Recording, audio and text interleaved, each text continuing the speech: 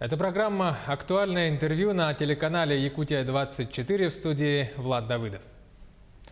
Республиканский кадровый конкурс под названием «Таланты Якутии» завершает в эти дни прием заявок на участие. Почему конкурс сменил свое прежнее название, какое обучение пройдут финалисты, кому и почему стоит принять участие в «Талантах Якутии», об этом мы поговорим с нашим гостем. Это психолог Центра оценки и развития компетенций Высшей школы инновационного менеджмента при главе республики с Лорой Павловой. Лора Игоревна, здравствуйте. Здравствуйте. Итак, начнем беседу. Почему конкурс сменил прежнее название «Министр» на «Таланты Якутии»? Изменились задачи и какие таланты выявляет конкурс? Здравствуйте еще раз. В основе республиканского кадрового конкурса «Таланты Якутии» деловая игра «Министр», как мы все знаем. Она проходила у нас в республике на протяжении 11 лет. И многие сегодня широко известные и даже выдающиеся профессионалы в различных отраслях Республики Саха-Якутия когда-то были участниками игры «Министр». И большинство участников отмечали, что республиканская деловая игра, она запускает процессы глубокой трансформации личности, и у участников открываются такие таланты, которых они совершенно не подозревали. Поэтому мы, организаторы конкурса, поняли, что название «Таланты Якутии» наиболее полно будет отражать суть конкурса. Да, какие будут принципиальные отличия конкурса от игры «Министр» и в содержательном плане и в других подобных управленческих конкурсах в стране и в мире? Благодаря погружению человека в образовательную среду, в командообразующие мероприятия, у нас будут вырабатываться навыки лидерства, формироваться креативное мышление. Безусловно, такие профессионалы будут интересны и предприятиям региона в качестве руководителей различного уровня, и органам государственной власти в качестве управленцев. Кто-то из участников потом может успешно реализовать свои собственные социальные или бизнес-проекты. Поэтому вот именно появился республиканский кадровый конкурс «Таланты Якутии». Если поговорить об эффективности, об истории этой игры, можно ли вспомнить и поделиться самыми яркими историями успеха участников конкурса предыдущих лет? Есть ли такие примеры? Историй успеха действительно много. Очень сложно выделить какую-то именно одну историю, но с уверенностью можно сказать, что все финалисты и победители «Министр» стали еще более успешными, уверенными в себе, и большинство участников прошлых лет могут подтвердить, что после игры они сами увидели новые горизонты своей профессиональной деятельности и сейчас занимаются тем, чем действительно они всегда желали заниматься. Вот про работодателей мы с вами, речь зашла об обратной связи. Обращаются ли к вам работодатели за специалистами, которых бы они хотели у себя трудоустроить? То есть повышает ли участие в конкурсе шансы на достойное, на хорошее трудоустройство после участия в этой игре? Да, безусловно, повышает, так как я сказала о том, что вот профессионалы все им интересны предприятиям региона в качестве руководителей различного уровня, да, и в качестве управленцев тоже интересно, поэтому, безусловно, это повышает их. Давайте про сам конкурс теперь поговорим в новом формате, как этот конкурс будет проходить, что предстоит пройти участникам, кто будет оценивать их участие в конкурсе. Участников будут ждать отборочные этапы, которые в свою очередь состоят из нескольких испытаний. Первое — это дистанционная оценка уровня именно развития лидерских, исследовательских и ценностных компетенций. Второе — это у нас будет дистанционное тестирование на общие знания и способности. Третьим у нас будет оценка видеопрезентации участников конкурса. Количество участников после первого и второго испытания, второго этапа, будет определяться экспертной комиссией, исходя вот из количества набранных баллов в каждой возрастной группе. Конкурсанты, прошедшие отборочный этап, будут обучаться по программе развития прорывных компетенций Lab Talent, и 10 из них по результатам рейтинга станут нашими победителями. Все этапы конкурса будут проходить в дистанционном режиме, что позволит даже жителям отдаленных городов и районов принять в нем участие. Для удаленных районов с отсутствием устойчивого доступа к сети интернет испытания второго этапа могут также проводиться в очном формате, да, на бумажных носителях, но с привлечением сторонних наблюдателей в установленные организатором сроки.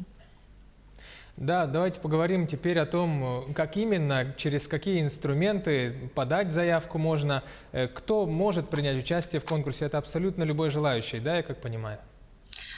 Да, все верно. Участником конкурса «Таланты Якутии» может стать любой житель республики в возрасте от 18 до 45 лет включительно. Это студенческая молодежь, специалисты, управленцы, которые готовы к осуществлению именно позитивных изменений в нашей республике и в обществе в целом. Стать участником нужно просто зарегистрироваться на сайте «Таланты Якутии», команда.saha.gov.ru.